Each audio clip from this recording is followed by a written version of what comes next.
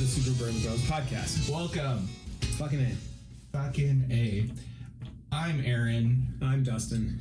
And today we have a special guest, our friend, John Olivier. What's up, dudes? Thanks for having me. Yeah. Thank you for coming on. Thank you for requesting to come on. Hell yeah, dude. It was really the perfect way to do it. You just hit us up on Instagram and just were like, hey, when am I supposed to come in? Yeah. Or we're like, next weekend. Dude, it works perfect for me. And that's great because we were wanting more guests and now we can have a few to pull from. And I'm glad to have you on as the first of season 2. Yeah, you're the first guest of season 2. Hell yeah. Yeah, because the first guest bailed on Bailed. season premiere. But, oh well, we'll get him. We're happy to have you here. Cool. You we were roommates for a good while. Yeah. So we've all known each other for years. And you play in some bands. Yeah. And you're a father. Yes. And just a good guy. Thanks, man. That's an introduction. He is way better at doing that. Like I had all those thoughts in my head, but I couldn't put them to words. It's okay. You could have just been like, this asshole, he's all right, man. Let's do this. And I would have been like, okay, cool. Yeah. He's taught me a lot of things. Really a wordsmith. Sometimes. Yeah. Sometimes. So how have you been, man? It's been a while since we've all hung out. Yeah, man, it's been good. It's been really strange because this year's been low key, but equally not low key at the same time. Mm-hmm. Like normally, I mean, previous to this year, for like the past 3 years, it was like tour all the time, basically go, and it was as soon as we got off one tour, it was like, okay, what are we doing next? Yeah. And then it was like, okay, now we're done with this tour. Now we got to go make the next record. Mm-hmm. And between playing in 2 bands at the time, Ghost Bath and Alistair Hennessy, Mm-hmm. it was just go all the time. And so then this year, at the beginning of this year, I actually parted ways with Alistair Hennessy. Okay. And it was it was strange because I had this moment of, I've been busy like every week of every month of every year for like the past 3 years. And then all of a sudden it was like, oh my God, I don't have anything to do. Mm-hmm. And so like in the meantime, I had written these couple songs with one of my coworkers and we recorded them just to have them really. And we had no idea what we were going to do with them. And then when I quit Alistair Hennessy, it was like, okay, I actually have downtime to work on music on my own terms. Mm-hmm. Like instead of having to be like, okay, we're doing this as a group and we have the schedule and this is how it has to work and there's a lot that goes into it and it's awesome and I love all that. But at 3 years like in a row of it is enough to just wear you out super hard. So the fact that I could literally just sit on my couch at home and like write songs and just produce them in my own time, and then get together with a bunch of dudes and be like, hey, I got these songs and I want to make them, and other guys contributed some stuff, and it was really cool. It was like a really easy process. I don't think that we jammed as a full band before recording more than one time, and we literally went in and just tracked. I like knew the basis of all the ideas, and we just recorded everything on the fly. And so it was really nice. It was super freeing to kind of just let myself go. It's okay if it's a little bit fucked up, because the whole point of this is just to make music. And this is for Stone Marrow? This is for my new project, Stone Marrow, yeah, which we just put out some new music on this last Friday, November 1st. Hey. So yeah, we had two different releases prepared to be released before we had even announced that we were even doing anything as a band. Yeah. Which was awesome because it was just like there was no.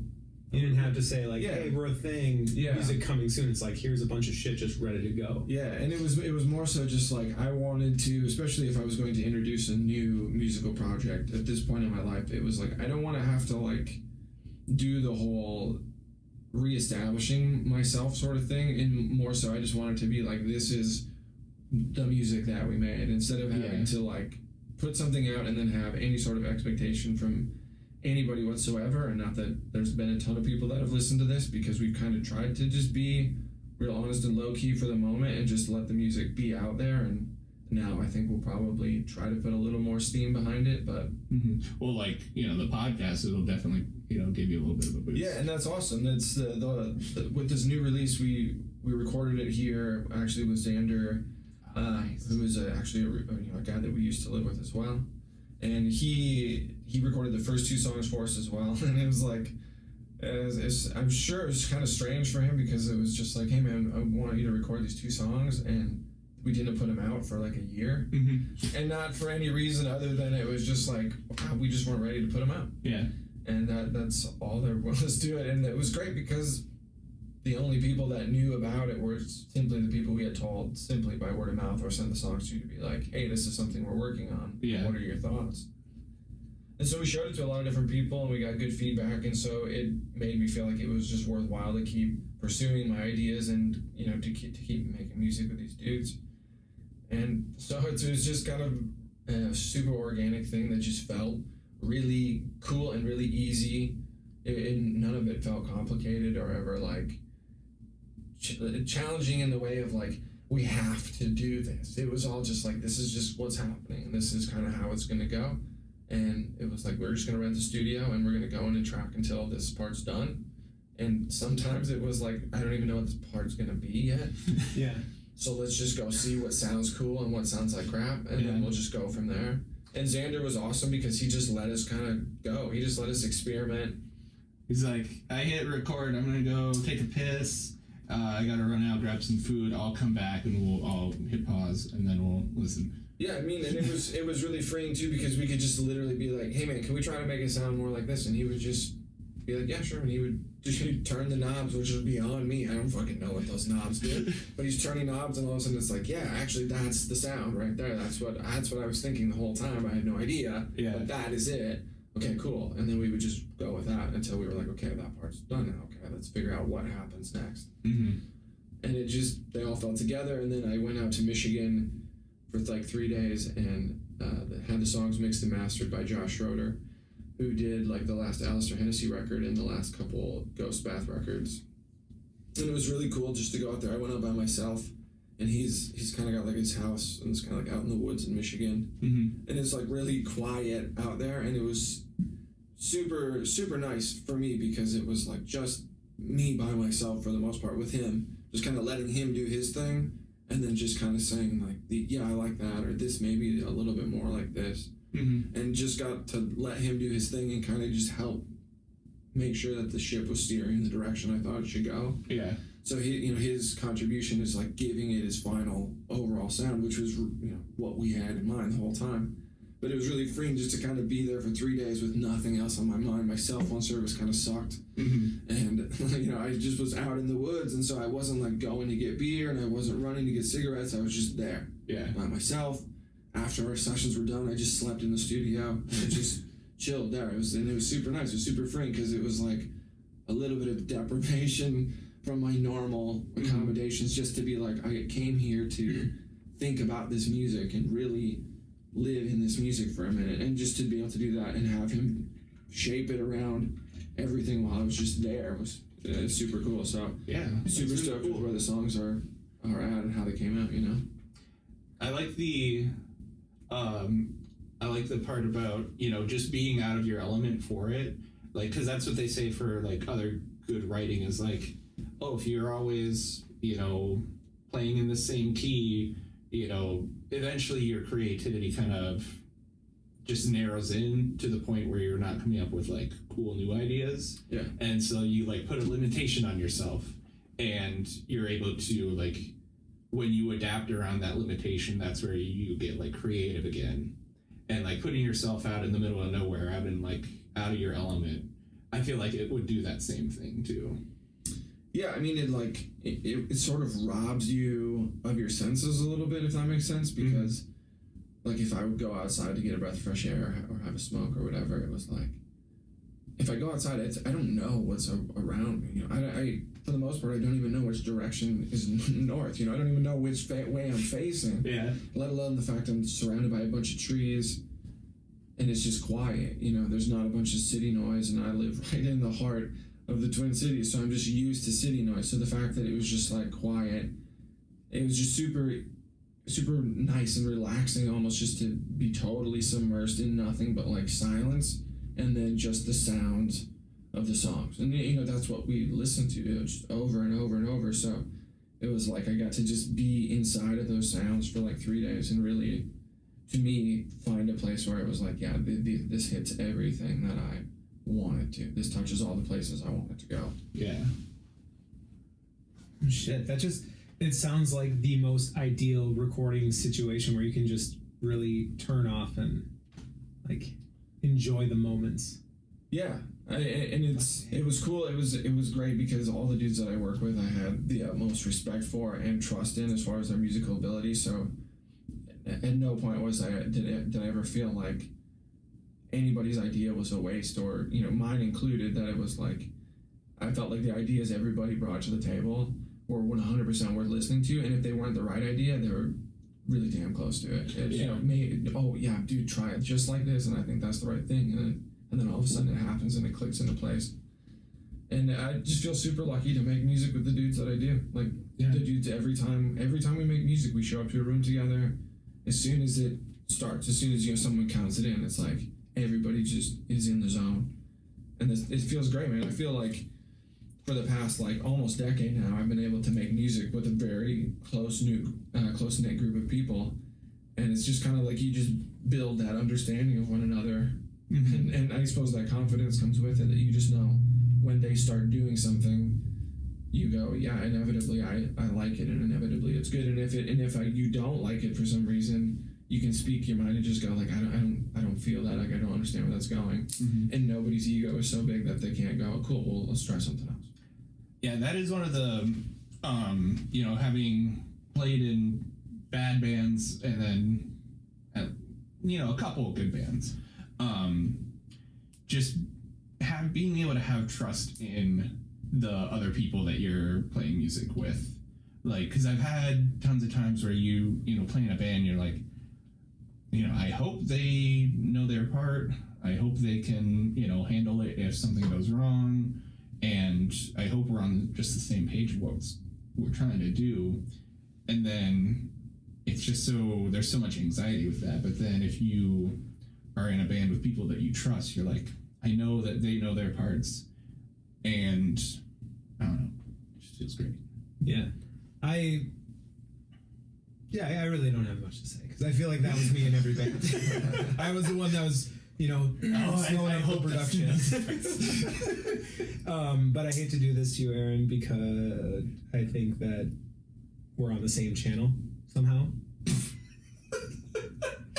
The good news is it is recording one of us at least when we talk, but I just need to check and make sure. So I'm sorry for the technical difficulties. That's all good, man. So now we're not going to talk. Okay. All right. That should be fixed now. All right. You say something. I say something. All right, John. Hi. All right. All right. And now we'll be right back from a word with our sponsors. Oh, God damn it. And we're back. We never left. Could have probably just put the sponsors in during that break. But you got to plug that you're doing it so that people don't just think the mic died. Oh, okay. There's a way you do these things. Yeah, I suppose. We can, if you want. I've only been doing podcasts for 56 episodes, so. Fucking right. Well, shit. So your whole intro from Aaron into your whole, I don't want to say monologue, but I mean, I just love listening to you talk. Yeah. A lot of the times, you've always had such good stories in a way about telling them that just is very captivating. It is. So I was just watching him just follow along, enjoy it, don't stop the rhythm, which is great because that's what we're here to do. We're just here to talk and listen and just enjoy each other's company. Dude, I'm really quiet, for the most part in life, but if I get, going on something, it's like my mind just goes, there's no fucking brakes, so just go. And then all of a sudden, I hit the edge of the cliff, and I'm like, oh, okay, I guess it's time to stop now. No, it was fucking great. And I'm just genuinely happy that you're, now that it's out, it sounds like you're very satisfied with what you're putting out right now. Do you have anything that you would you wish you had been able to do still, or any regrets or anything with it? Just obviously you've heard it so many times now that everyone else is just starting to listen to it, but you've heard it, to death. Yeah, I mean, when I listen to it, I myself like definitely hear the places where in my mind it's like, yeah, that's the imperfections. But I think that when people inevitably will hear those little things, I think they'll probably like it just because it was more so a choice while we were doing it. So it's not even really a regret. It's just something that I hear it and it doesn't like irk me, but it's just like it stands out to me. I know that they're there, so in my head I hear them. And I like them, you know, it's like one of those I love it and I hate it at the same time because there's the part of me that, yeah, I wish it was so picture perfect. Then there's the other part of me that goes, yeah, man, I really love how we made this record. And the whole thing was really like, we didn't want to use a bunch of drum replacements, so we didn't. And we didn't want to use like a bunch of like amp simulated sounds for guitars at all, so we didn't. Everything was real all the way through 100%. The only time it really got turned digital is when it hit the computer. And same thing with vocals. We didn't want to do a bunch of like auto-tuning and stuff, but we really wanted to layer the vocals, so we really just like were very selective, and we actually used like a vocal pedal, but very like minutely, and not even, it wasn't like for harmonies or anything like that. It was more so for like, dude, it would be super cool if in this part there was a really, really low, like sub-octave harmony of your voice just following along, and instead of doing it like in post with a synth or something and trying to emulate the pattern of the voice, it was like, this already does it. So just do this, and then the pedal would just add it, and then that would go into the board, you know? So it's more just committing to it of like, this is what we want to do. It's not like something where we can like, oh, we could add it or we could not if it doesn't sound great. We're like, we're doing this, we're gonna track it with it, because that's what it's supposed to be. Yeah, and so it wasn't like, so when you do that, it's like you can't tune a voice, so it's like you gotta sing the part, and if it's a little bit flat or a little bit sharp, then it's like everybody's got to figure out how to match it. So when you're singing the harmony, you have to figure out where it has to sit, even if it's a little bit wrong. It has to be there so it all makes sense together. And even the same thing with some of the guitar riffs. There's like parts where the guitar might not be exactly perfectly in tune, but it's like everything was played to the piece itself. So some of the imperfections are almost intentional in the fact of like, well, that's how it is. Like, that's how the part goes. Now, that's recorded. We're not going back and we're not redoing it. Oh, shit. It's like tape. Yeah, so that's how you do it. And when we finished it, we actually mastered it on tape, and which was awesome. I got to watch. I'd never seen it like in person there, someone doing it to my music. We had everything mixed, and then we got a digital master that we were pretty happy with, and then he ran it through an actual tape master, an actual tape reel to master, and it was like, wow, that is awesome. And it brought the sound out exactly like in my head while we were making it. I was like, I really hope it sounds raw like this, and the tape really helped bring it to that raw sound. And I was like, cool, man, this is sweet. That's cool. Fucking hey. Yeah, it's cool. It was a cool project. I feel super lucky to do it. Just like had the idea, be like, hey, let's just try this, let's give it a shot and see what happens. And so, I mean, it was always kind of on the table of just like, well, let's just do this. If it's awesome, we'll put it out. If we do it and, you know, we think it sucks, then we'll just say whatever, we'll try something else. But we did the first 2 songs, and we all kind of were like, cool, this is great. We sent it to some friends, sent it to some people just to get feedback. Other people seemed to like it, and we were like, well, all right, cool. And then when I quit Alistair Hennessy, I was like, all right, let's do some more songs. And so we just kind of committed some time to writing songs, having ideas. I think we wrote like 8 different song ideas, and then just ended up being like, these 4 are cool. And I think it was like 3 ideas I had, and then Tim just showed up one day with this song, and it was like, yeah, super cool, man, I really like it, let's do that.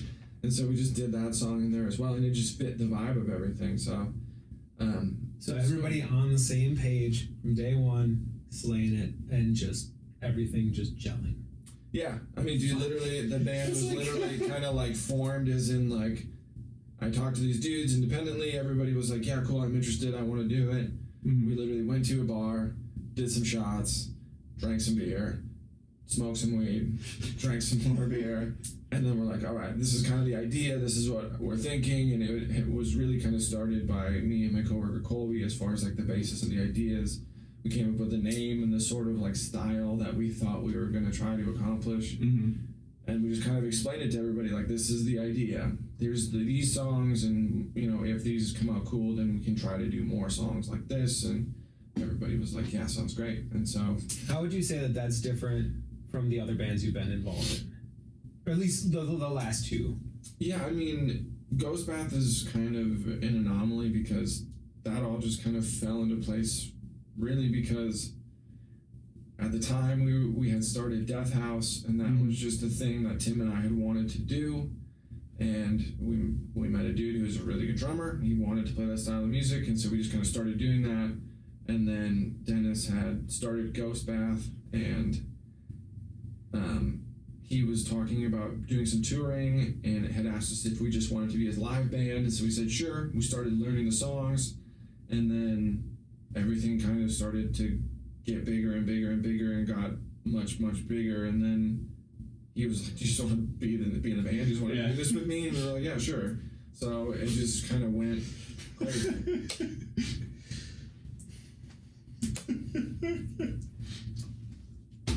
I really don't know why my interface is just dying. It's all good, man. So this whole time, we're just picking up whatever's on the camera at this point. Should we just do, like, this is gonna be a weak audio week, but just use the audio from the cameras? I want to try this one more time, because I'm wondering here if... Like, why the fuck is this being such a piece of shit? Do you have, like, an update or something recently? I don't know if there was something that I had changed when I was fucking with other stuff, trying to do something. Trying to make your own porn. I was really trying to... What I wanted to do was my own... Oh my god, this is fucking program. The Folly. Practicing my own Folly to my own porn, yeah. That's what I was doing. It just doesn't sound like stroking a hard dick yet. Sometimes you just gotta go out on a limb, you know? Yeah. Audio hardware. Yeah, at this point, I'm already like, let's just use the audio from the camera. Yeah, I don't know how we'll put out the audio. I'll take care of it. Or I'll send it to you and for the final stuff, but I'll pull it from the video and I'll put it together and then send it over to you. Okay. Yeah, it just stopped recording for some stupid reason. So, yeah. All right, well, fuck you, computer. Yeah. Little shit. Well, look at that. This looks like an easy week for me. Yeah. Well, that's fucking cool. So you were in, you started doing Ghost Bath, and you have been able to go do, like, a bunch of touring with that, like, you did, like, festivals in Europe and shit. Like... Yeah. Oh, yeah.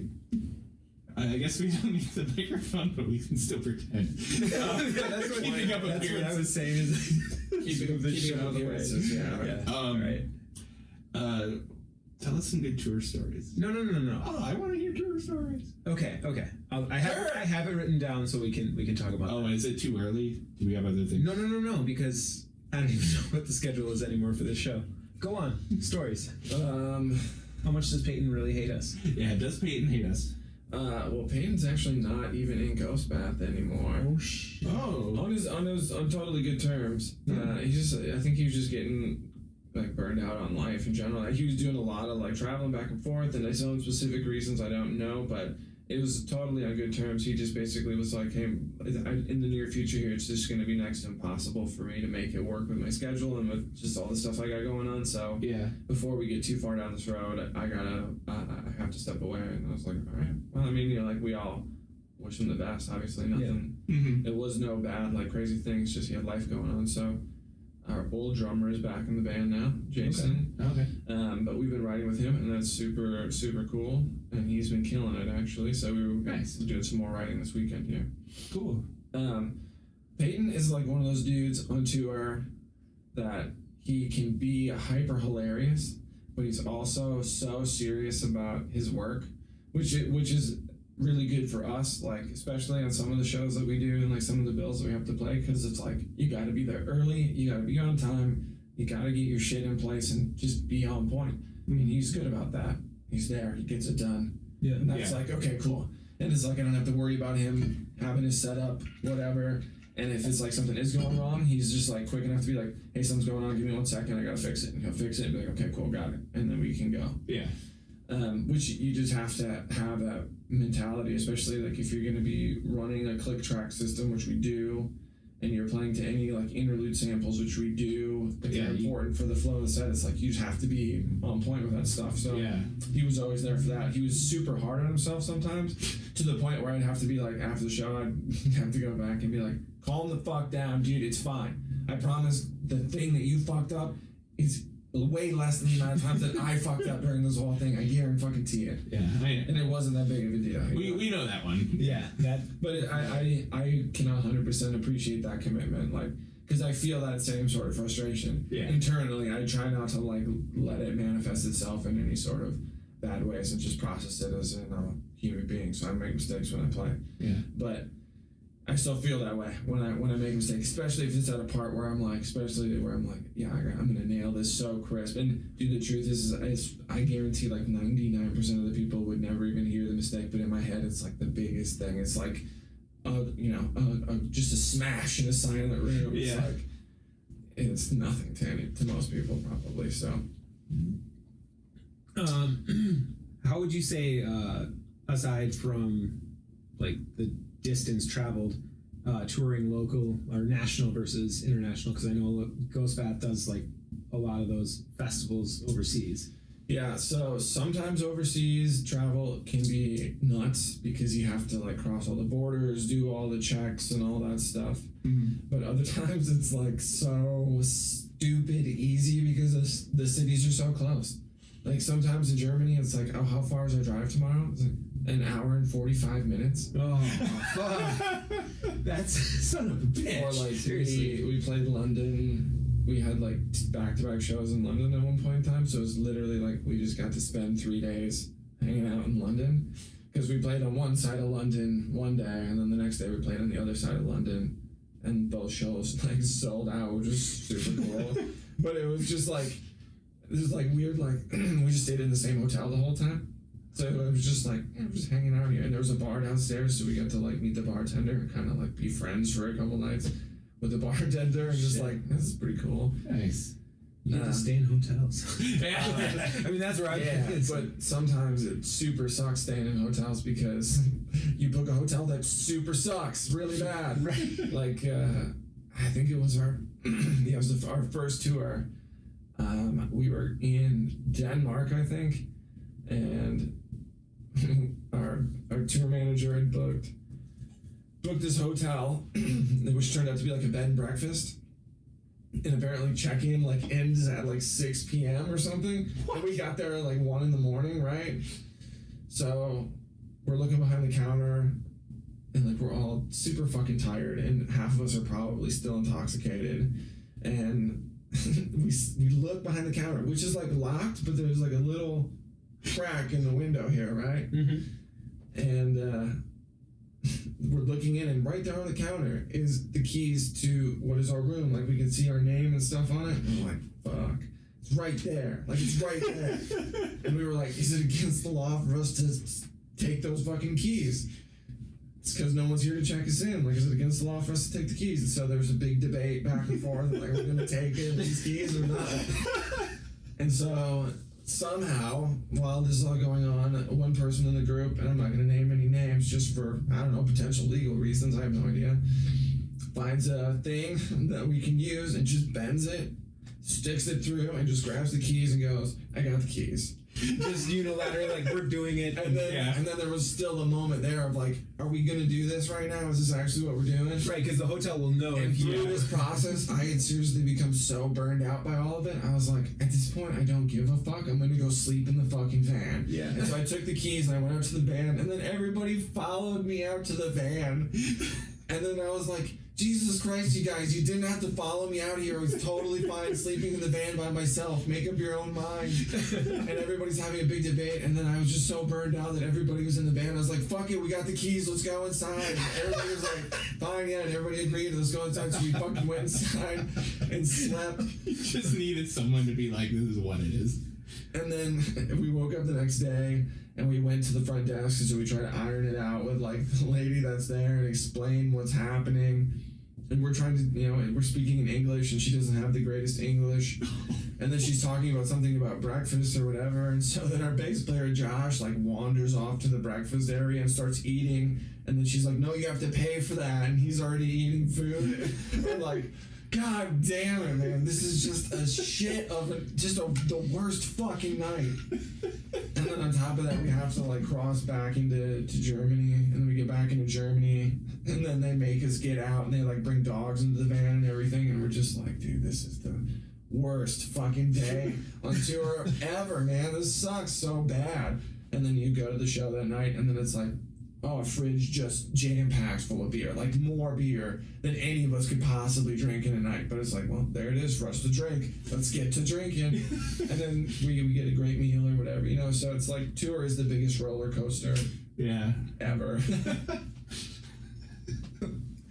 Oh, that's fucking awesome. That just makes me miss tours so much. Yeah. What do you even do a ton of it? What do you think is the biggest crowd you've played for?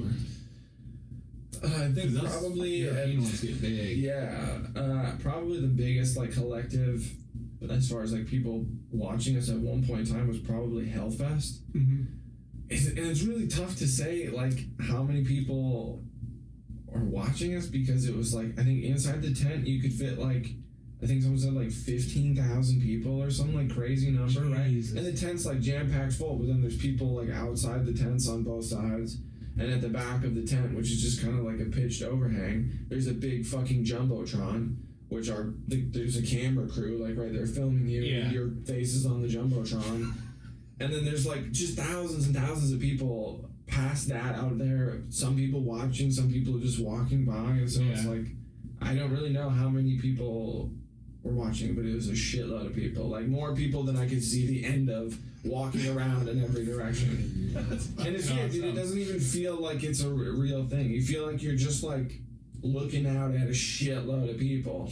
Everybody is so far away, and there's a camera dude right there. And it's like fun because, you feel like you're in a strange place. You're in a place you've never been before. Or at least for us, we played a couple of those, but each of them has their own energy. Mm-hmm. You feel like you're just in another place, like another planet altogether, doing something just totally normal to you in a totally foreign world. So it's like kind of euphoric, That's really cool, dude. I'm so happy that you've been able to do that. Like, thank you. Just knowing how hard you've worked doing music, like I'm happy. It's just like, oh man, one of us fucking made it. Like that, like, it's never been about like, oh, making tons of money and all that, but just like, man, you were able to be up on that, like the festival stage and like play to thousands of people. Like, yeah, somebody made it. It's crazy, man. It's real because, there's still, like, in my head, it's still like, there's still so many things that I feel like I want to do, and yet at the same time, when I get to look back, it's like, dude, we have done so much shit, but it all happens literally so fucking fast, on almost every level, because it's like you get to the festival, and then there's a setup process, for everything, and it's usually really, like, seamless and smooth, and then you get to just, like, kind of hang out and check out bands and do stuff. But then at the same time, it's kind of like you're still just kind of running around, like kind of almost, almost in a daze, because it's like you go from watching one band of one genre just like going crazy over here with a shitload of people watching them, and then you go to this different stage and there's just like a sea of people watching them, and then you go over here and it's like crazy underground sort of like black metal sounding shit, but there's 10,000 people watching this band, and then you go back out and then Linkin Park is like playing on the main stage. It's like, dude, it's crazy. I mean, it is, and that's what like Hellfest was like. It's just like this gigantic blur of like all this stuff happening all the time, just sensory overload for like hours. And on top of it, you're just getting fucking wasted the whole time. And then you get up on stage and you play, and it's just like you're kind of part of the whole energy of it. Mm-hmm. And it all happens in such a crazy blur, and so you just kind of try to keep up and enjoy it while it's going by. Just kind of lean into it. And just experience it as it's happening and let it happen and go with it and see, what happens. And I got to see Primus in France, I've never seen Primus in America. I got to see him in France, which is crazy. And they were awesome. They were incredible. Oh, that's fucking cool, dude. But yeah. So how's the family? How are Yeah. My daughter is just like so much a little person. It's like crazy. You know what I mean? How old is she now? She's 4. She's gonna be 5 in like 4 weeks. Dude, I know, she's so big. Dude, that like so you had JC while we were still roommates. Yeah. Because I remember we were on our first tour and with Charlie Siren and got home. She was born while we were on tour. Yeah. Like and it was like 3 days later and we came home. Yeah. And I remember coming in and just making so much fucking noise and then being like, oh shit, the baby lives here now. Yeah, I mean, it was definitely like looking back on it. It's, you know, like such like a sort of like hippie way of living, I guess you could think of it, or, you know, whatever. But at that time, it was like, it felt like the right place to be. And it was like the support system that we had just there with you guys as friends and everything was, I mean, you couldn't ask for it. It would have been so much harder just to do so many things. Yeah. But it was literally like, dude, if it was like crazy and Ellie was going to Target or whatever, it was like, oh my God, can you grab some stuff for us? Because I can't go and do this right now, but I desperately need it. Yeah. And so just like literally having a bunch of friends like right there. Yeah. At the ready. Or even just like, I gotta go to the bathroom super bad. Can you just watch her for, you know, give me 5 minutes? Yeah. Like it was, dude, like, I literally look back and go, I don't know how we did it, let alone how we would have done it without all those people around. Yeah. And because we just had good people around us, so it felt like a good place to be, you know. And it was. It definitely like helped shape her. You know, she's like, I think because of just being around those sort of people all the time, people who were just living their life so genuinely. Mm-hmm. And honestly, that it's like she just sees that she just does her thing, and we, you know, that's what we want her to do. Just like, be honest to yourself, just do your thing, live your life, whatever you're interested in. Let's go explore. Let's check it out. Yeah, and I think that's like awesome. You know,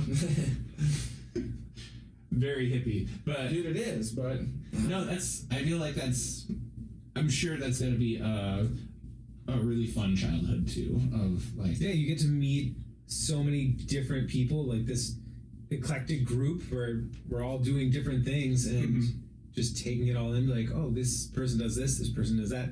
And to see, you know, most of us growing up, we get to see like our parents, or maybe the occasional aunt and uncle, and this was like that, and then a bunch of other people. Just, you know, you really, you know, get to.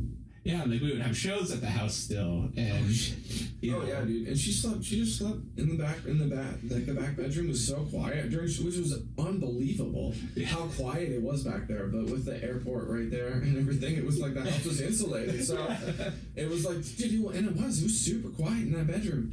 So she would just sleep in there, like no big deal. And if she woke up between bands, we'd just take her out and then go back in, and it was just like we could literally have the TV on at a normal volume and hear the TV over the band, which is like. And we're literally 20 feet away, you know? It's just like crazy. You're like in a soundproof chamber back there. Yeah, I don't know why you would have let Stefan have that room. Because so when I moved in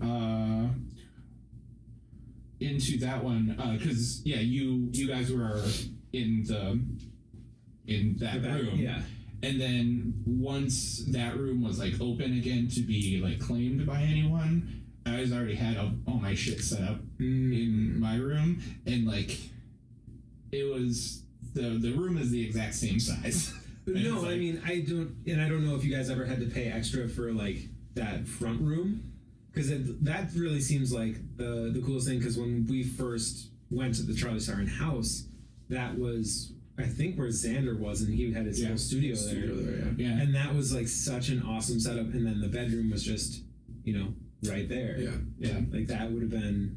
I don't know. I like my thought at the time was just like, well, I don't have anything that I would like. I don't have a use. Like I don't have this home studio, and I don't have. You weren't working from home yet. I was still working from home, and that was another thing that I was like so used to, like my room just the way it was set up. I just was like.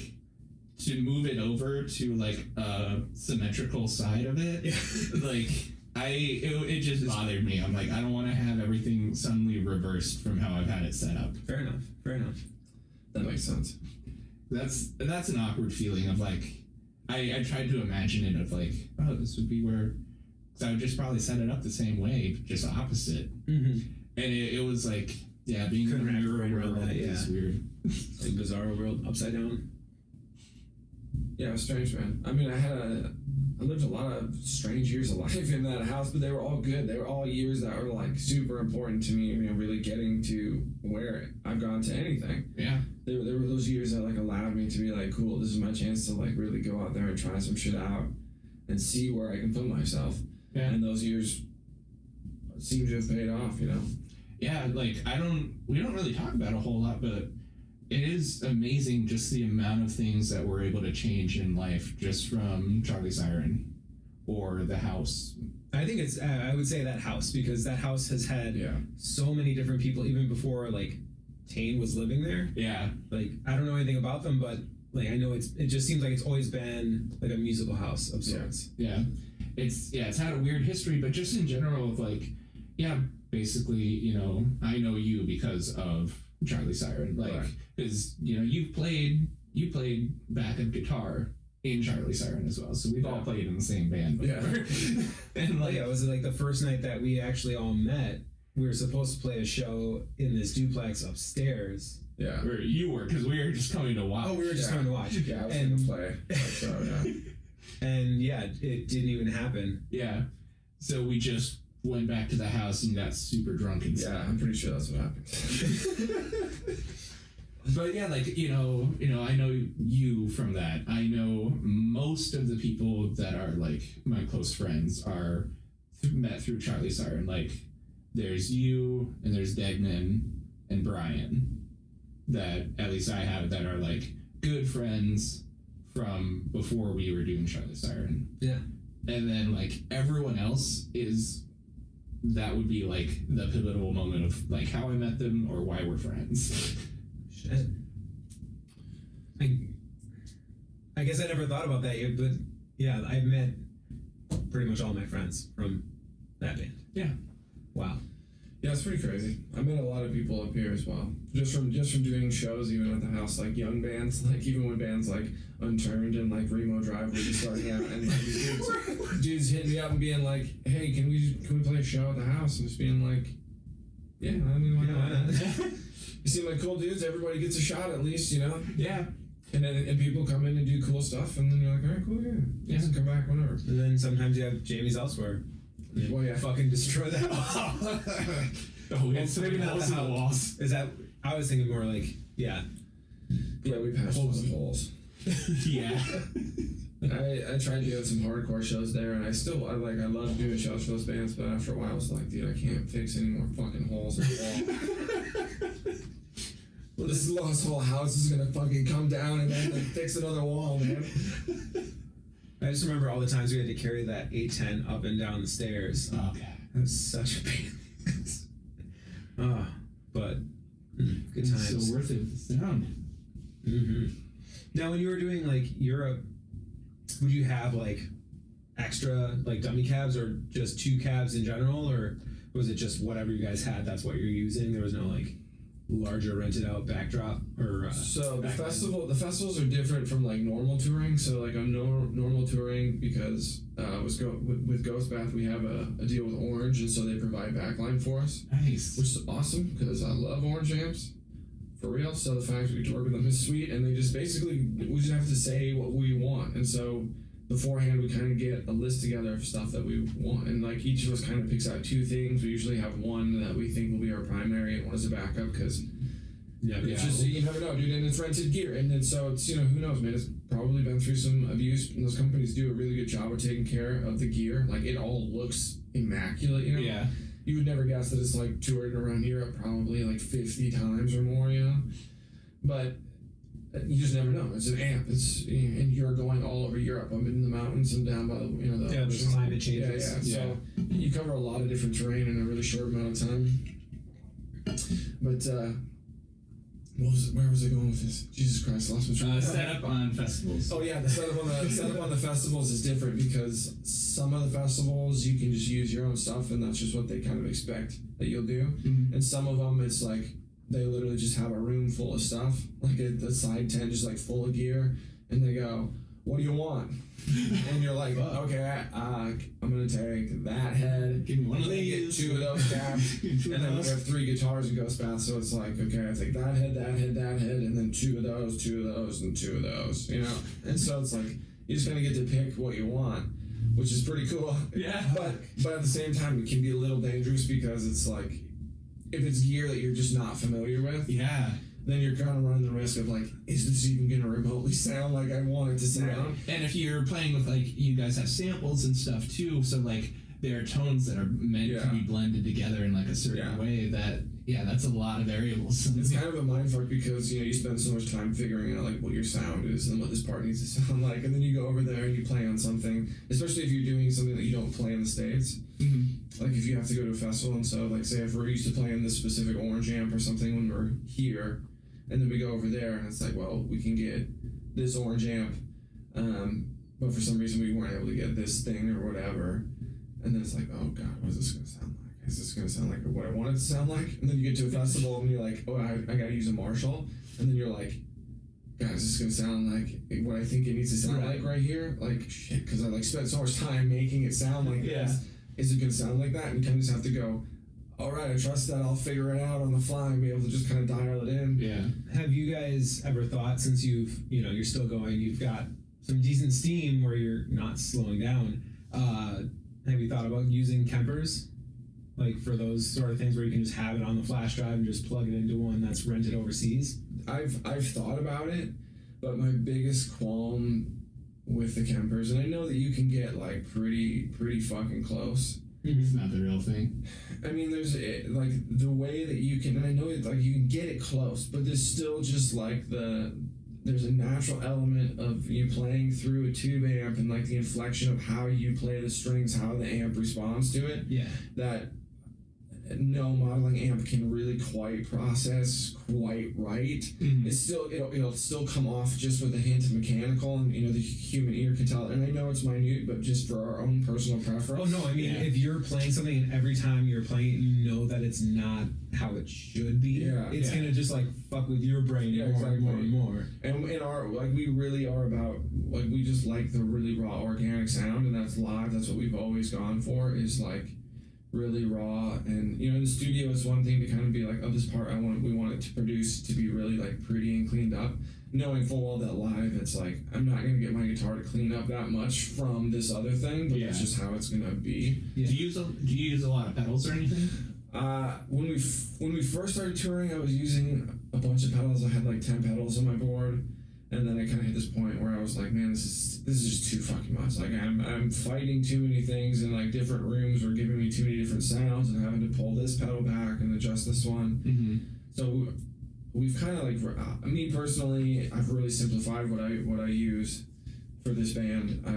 And as of right now, really all I'm using is like a basic like overdrive, reverb, and like a delay. That's pretty much it. Cool.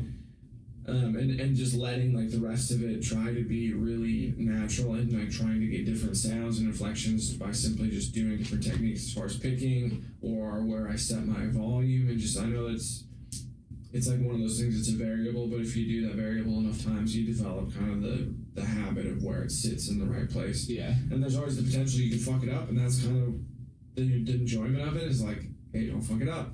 Don't fuck it up.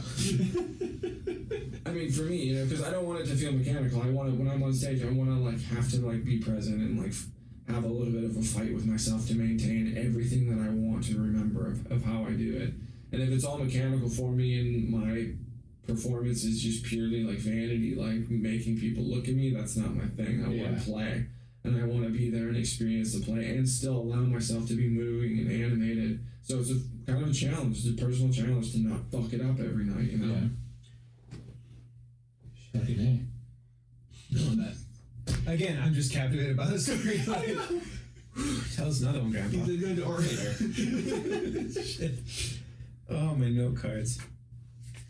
So we should do, not to get away from your stories because they're so good. I do want to have a check-in just on, because we've been doing no carb November.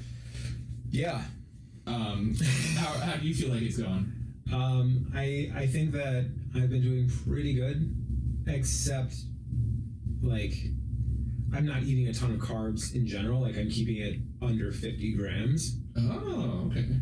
Are you trying to get into like keto or no? I'm just like Jackie's told me, like, you know, if we want to lose weight, just eat less than this many like carbs. This is all you get, and you'll be fine. Like the other day, we saved all of our carbs and ate a box of Kraft mac and cheese, and that experience alone was just mind blowing. How like fake, how salty, how like processed it felt to eat, and then the next day we both felt like shit.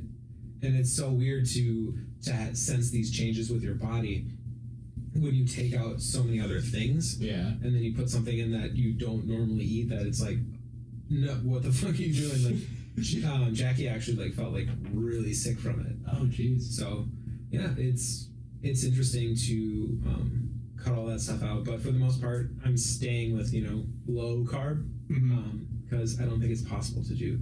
I mean, it is possible. I'm just not. There's no point of living to do no carb. Right. I probably should be better about my like diet and stuff because I'm not getting any fucking younger. But you look good. But you know, under the hood. Yeah, obviously. But it's what's important is looking good. Right. Honestly, It's we not all about know. they only care about looking good. We all know. Yeah, I mean, from the hair to the beard, like this guy's got it going on. Yeah. No, I think I'm just, and I know that it's like a stupid fucking answer, but I really like find so much enjoyment in like keeping myself busy in like the creative ways that I do. I know it's fucking pathetic, but I just don't ever like really stop enough to be like, maybe I should eat a little better. Other than the fact that like I actually enjoy things like broccoli and like salad and things like that. So well, if it's an option someplace, I'll eat it, and I try not to like eat fast food that fucking much, and if I do, I try to eat some of the better options on the menu, whatever those options might be. And then that's always just kind of been my style though, because it's always been like I don't like feeling totally fucking bogged down and like totally full of shitty food. Sometimes if I'm fucking wasted, give me some shit. I'm gonna feel like death tomorrow, and I'm gonna remember why I don't do this every day. But aside from that, it's like I kind of just like work, and I don't like overeat. I don't spend a lot of time like making gigantic meals. I always have a light lunch. I don't eat breakfast, and then I just eat like a normal size like supper, meal, evening, dinner, whatever. And then it's like cool. And I don't snack very much. It's just I don't enjoy snacking that much. See, that's that's so foreign. Like that is just hearing someone else say that they don't snack is like, how did you develop like that? Because I wish I had. I guess it's like you turn into a stoner. You be a super broke ass musician and you just can't afford snacks, fucking period. And then you just get super used to being like, I don't need that shit. And then when you actually like live a normal life and you have money and you can pay your bills and stuff, and then you're like, I still don't need that shit. Do you think it helps also that you have JC and you want to make sure it's easy to be like, well, I'm just gonna give myself McDonald's because I'm only hurting myself. It's fine. But now you got somebody else, and you're like, I'm not just gonna feed her McDonald's every day. I have to make something that she's gonna be good for her, and by extension, you are just forced to treat yourself better. I mean, a little bit, but I also feel like it's still like the meals that I make most often are like still the meals that I think I would be making at this point in my life if I was just like doing my own thing. Because I just genuinely, I mean, when you tour a lot, like you get your fill of just like shit food, so you kind of just get into the habit of like, what's the stuff I can find on the road that's easy enough to access and it's not totally shit for me, and I enjoy it, so then when I come home, it's kind of like you kind of enjoy being able to just like make a meal at home. Yeah. And I think once I really started touring like a lot, it was like every time I was home, it was like really good for me just to honestly just like be at home and just like know that I could make a meal because I didn't want to fucking go anywhere to get food because I was I'm over going someplace to get food, of hunting for food, even though it's like the hunt is now just finding the place where I have to spend my fucking money instead of having to hunt it in nature, Now I just have to hunt for the fucking restaurant that's like, oh, this is the place with the $1 cheeseburger? Yeah, give me 5 of those. Yes, okay, so you don't have any dietary restrictions on yourself? No. Okay. I mean, I do sometimes go crazy on tour, but typically it's always like I'm trying to save my money. So it's like, what's the cheap option and the cheapest option that's not total shit? Yeah. Weigh it out. Some days I go for the total shit option because it's way cheaper. And some days I go for the cheap option that's not total shit. It's just maybe a smaller portion of something. Like, okay, this will be enough for today. Mm-hmm. I'll spend the less money, get the less amount because that's all I really fucking need anyway. God, you're so much smarter about touring in every single way than the Well, two I of us think ever it's were. just I think it's discipline because I've toured enough times where at the beginning of tour it's like, you know, say the tour's 3 weeks and I'm 2 weeks in and all of a sudden I'm like, shit, I don't have any fucking money left. And then you're like, I'm gonna starve for the next week unless I can live off the mercy of people that I can guilt or my bandmates to buy me just even $1 or something. Please, I feel like a homeless man. Give me $1. Please. I'm fucking broke. I'm an idiot. Fuck. Yeah, no, it was always just like, I want it. I guess I'm just gonna get that. Yeah. Like, so irresponsible. Yeah, I live too large on tour. I would just be like, I'm Like, we all should have been more like Peyton. Yeah. Like, super thrifty, be it choice or not. Like, he was always like, Fritos and beans dip. Fritos and bean dip. That's his thing. Yeah, I mean, I think the discipline of it is more so like, it's still weird because it still feels like a hobby, you know? It still feels like this thing that I just get to do. Mm-hmm. It doesn't feel like a job, and at the same time, like, you have to treat it as a job, you know? So, like, for me, it's like, it's still just a ton of fun. Like, we goof around, we get to fuck around. It's like, I can be stoned or I can have a drink, and nobody's gonna come up and be like, you need to go see HR about that. Yeah. It's like, no, I can do my thing, and, you know, we're playing to crowds, and as long as I show up responsible enough to do my job, and then, you know, go on stage and do my job adequately, then it's like the rest of it can just kind of be treated as play. Mm-hmm. But it still has to be done. And then once that's done, then it's just like, cool, now I'm just living. So it's like you have to kind of treat it almost as like half a vacation so you don't go fucking mad. And then you have to treat it as half of like, this is my fucking job, this is my career, and if I don't take this shit seriously, why the fuck am I wasting my time out here? Right. Yeah. So you have to be able to like play and also be really fucking serious. So I think the balance in between that is like allowing yourself the liberties of like, it's cool, I'm gonna spend $5 on this drink, or, you know, whatever, I'm gonna spend $5 or $10 on this fucking thing today and treat myself because I've been working my ass off. And then the next day be like, okay, cool, I'm not gonna spend any money today unnecessarily on anything. And you just, cool, if I don't need it, I'm not spending my money. Yeah. Fuck. So disciplined. Where were you? Did you see where we're at?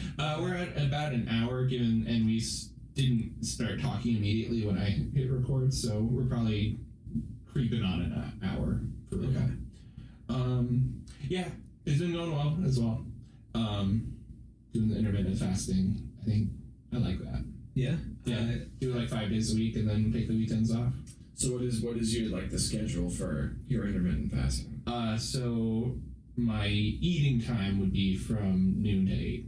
Noon to 8 p.m. Yeah. You do that like 5 days in a row? Yeah, so basically during the work week, for my routines, I'm able to basically just set stuff for like, it's either during the work week or it's weekend, and that usually works like when I get up and what I'm gonna like working out and fasting. That's all for work week, and then on the weekend just fucking go ham. Now, when you say, now I still wonder, like, during those 8 hours, Yeah. are you consuming like smarter, or are you just going like, whatever, it's only 8 hours, no. but I'm having like a regular sized portion, but it's still not like. I think I'm still learning to have some better portions, but you know, during the work week, like I still will, you know, my lunch is still like a can of Chef Boyardee, Okay. and maybe some like peanut butter crackers, and then I'll get home, and maybe some nuts too that I'll snack on through, you know, the rest of the day, but Mhm. not a ton. And then I'll get home, and I'll usually eat something right away. Usually it might just be like a couple hot dogs. Like I won't have the bun or anything. I'll just Slice them up like Rain Man. Yep, basically. And then around, you know, 7:30, then I'll make one other meal. And it'll usually be like chicken, or maybe I'll just have like a protein shake and some other like maybe some pita chips and hummus or something like that. Fuck. Living like I am way harder on myself. Like with my restrictions, holy shit. Well, Like I know we're totally at different places of what we're doing and what we're trying to accomplish. and also I just like I keep on seeing everyone just like if you're gonna do it, if you're trying to make a change that you're gonna maintain, you have to start small. Like I've quit on diets and exercise things that I've done too many times to be like, oh, I'm just gonna change entirely the way I live, and that's gonna be the way it is going forward. But it's like, okay, if I can not have pasta be the basis of my meals, that's me making a big change. And if I can, get that one in the bag, then I'll move on. Yeah, shit. Because like my breakfast is literally like either a protein shake or I'll make some like overnight oatmeal. Mm-hmm. I'll eat that, and then for lunch it's like 2 cheese sticks, and then I get home and I'll have maybe like 2 tablespoons of peanut butter. Yeah. And then dinner will be, some sort of plant-based, like tofu bake or like, what was it the other night? We were just eating soup, like a detox soup. Yeah, don't go too crazy because like I know you mentioned like that Jackie's like a reduced caloric intake for her was going to be 1,200 calories. Yeah. And you're like, well, I'm just going to do that too. No, I did not. Okay, because initially you were saying that, then you're like, because you also brought up like you did whatever calculations where your reduced caloric intake was still like 28. Yeah. Which I have not calories. It's so hard to eat that much. But like, and I'm not saying like, oh, you should like eat more, but.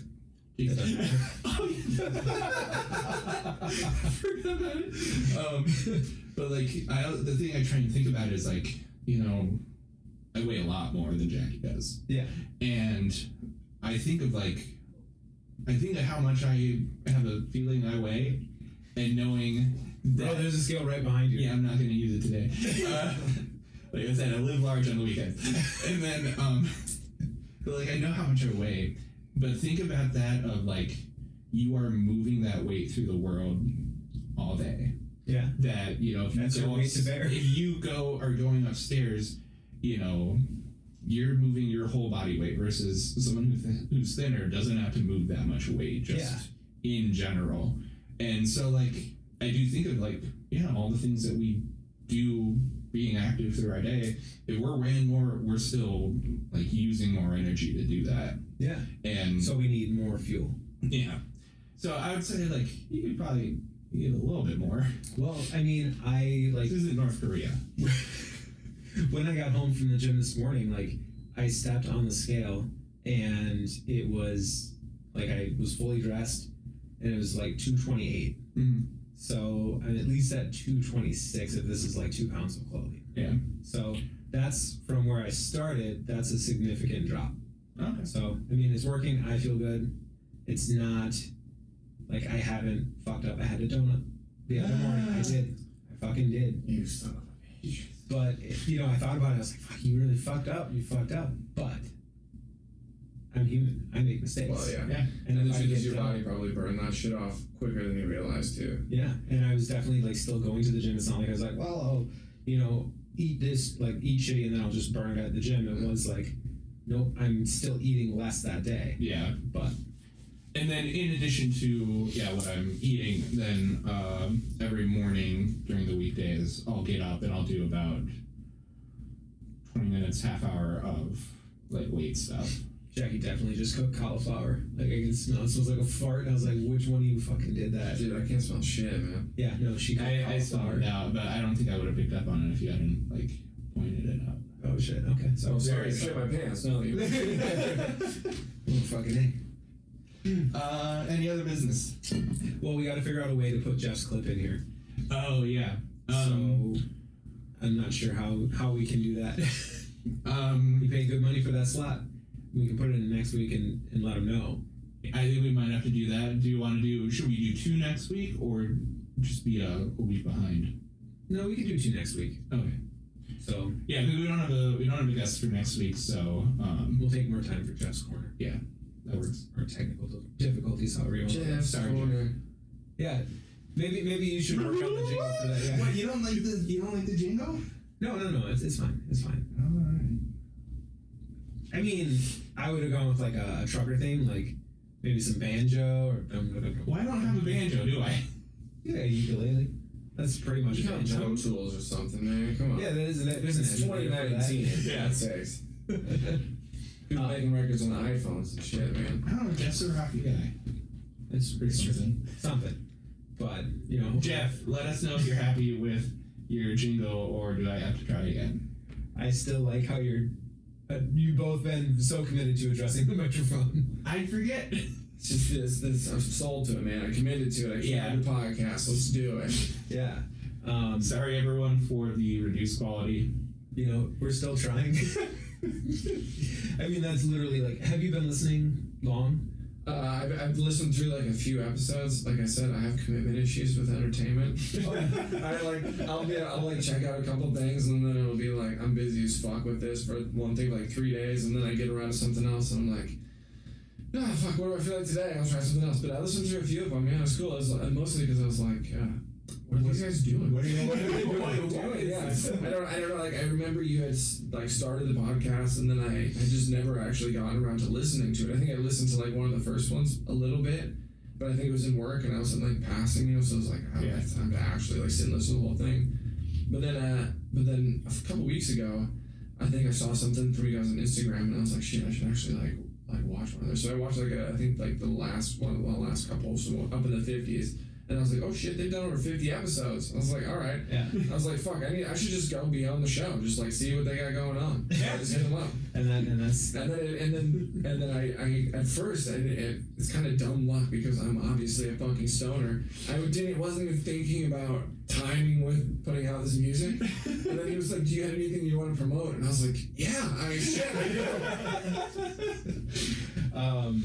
So yeah, we'll get one of the songs, which is the like I know you're promoting the whole record. Is there one in particular? Yeah, I mean, honestly, just the EP is 4 songs. I can send you guys. How about this? We'll make a deal right now. Yeah. I'll send you guys 2 songs. You guys pick one of them to feature, and then you can just link the Bandcamp for the rest of it. We're working on getting it on Spotify right now, but of course we're stoners, so we were. It wasn't until it was like time to release it that we were like, or at least myself really was like, shit, we should probably figure out how to get that up on Spotify. No, I mean that's from coming like that's like one of the bigger hangups at the end. It sounds like you still had like a wonderful experience making this. Yeah. Honestly, it's been great. It's been like such a no stress thing. Like the biggest stress was I took a bus out to Michigan, and so I was just like trying to sleep on that fucking bus because it was like an overnight bus ride. Which honestly, I really, like I said, I'm kind of fucking weird in the fact that I really enjoyed just kind of like breaking myself down a little bit to get to that place where it was like, all right, I'm understanding that I'm here not because of me, I'm here because of this, I'm here for the music, and that's the only reason I'm here, so stop thinking that I'm fucking important for a couple of days and just focus on this and get this done. Yeah, especially without any other distractions. It's like this is the one thing to focus on for the next 3 days. Yeah. So that part of it was, I would say, the most challenging, if you will. But even that was, I enjoyed that. I felt that was really what I needed to like really get the music to a place where I felt satisfied with it, and also just I think just for myself in general, I think I just needed it. So that was the most challenging part. The rest of it was it's just been pretty seamless. Honestly, it's been great. Yeah, it's fucking awesome. Okay. I think that's a good point to end on. Yeah. Cool. So again, thank you for coming on. I'm happy that you were just you wanted to come on, and even just to be like, what's up? For sure, man. Thank you guys for having me. For real, thank you. Yeah, that's great. Thank you. All right. Well, keep it spicy. Hey, you want to see a dead cat?